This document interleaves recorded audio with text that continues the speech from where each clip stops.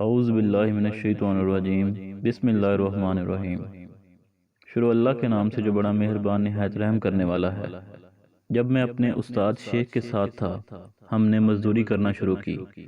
سارے دن کی محنت کے بعد جتنے پیسے کماتے، میرا استاد ان میں سے 2 وقت کے کھانے کی رقم رکھ کر باقی کمائی خیرات کر دیتا تھا۔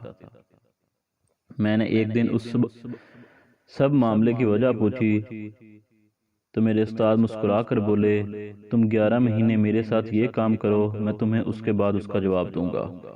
میں 11 مہینے کام کرتا رہا، میرا وظیفہ مکمل ہو گیا تو میرے استاد نے مجھ سے کہا کہ تم آج مزدوری کے لیے جاؤ، کام شروع ہو جائے تو تم جھوٹ موٹ کے بیمار پڑ جانا۔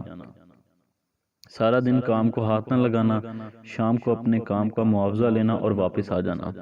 میں نے شیخ کے حکم پر عمل کیا۔ میں سارا دن پیٹ میں درد کا بہانہ بنا کر لیٹا رہا۔ شام کو معاوضہ لیا، استاد کے پاس آ گیا۔ استاد نے فرمایا، تم اب 2 وقت کے کھانے کے پیسے رکھ کر باقی پیسے خیرات کر دو۔ آپ یقین کریں گے، 11 مہینے میں وہ پہلا دن تھا جب میرا دل خیرات کو نہیں چاہ رہا تھا۔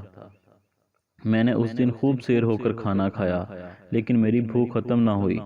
میں نے اس رات پہلی بار اپنے کمرے کی کنڈی لگائی۔ میں گھوڑے بیچ کر سویا، لیکن میری نیند مکمل نہیں ہوئی۔ مجھے اگلے دن اپنے جسم سے بو آ رہی تھی۔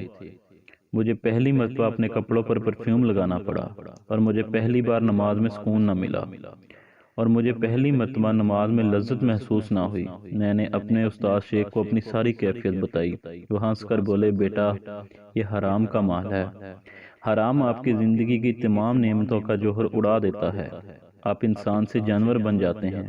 میرے استاد نے بتایا کہ بیٹا، حرام ہمیشہ آپ کی بھوک بڑھا دیتا ہے، یہ آپ کی نیند میں اضافہ کرتا ہے، آپ کے جسم میں بو پیدا کرتا ہے، یہ آپ کا دل تنگ کر دیتا ہے، یہ آپ کی سوچ کو چھوٹا کر دیتا ہے، یہ آپ کی نیند کو پھیلا دیتا ہے اور سکون چھین لیتا ہے۔ مجھے بتایا، آپ کو آج کے دن کا حرام 40 دن ستائے گا۔ آپ ان 40 دنوں میں جھوٹ کی طرف مائل ہو جاؤ گے۔ آپ غیبت بھی کریں گے، آپ کے دل میں لالچ بھی آئے گا، آپ دوسروں کو دھوکہ بھی دیں گے، اور اپنے اندر امیر بننے کی خواہش بھی پیدا ہوگی۔ میں اپنے استاد کی یہ باتیں سن کر ڈر گیا۔ میں نے پوچھا، میں اگر حرام کے ان برے اثرات سے بچنا چاہوں تو مجھے کیا کرنا پڑے گا؟ وہ بولے، روزہ رکھو اور خاموشی اختیار کرو، یہ دونوں تمہیں اندر سے پاک کر دیں گے۔ انہوں نے سر ہلایا اور بولے، میں نے 40 سال کی ریاضت کے بعد جو سیکھا وہ تمہیں بتا دیا۔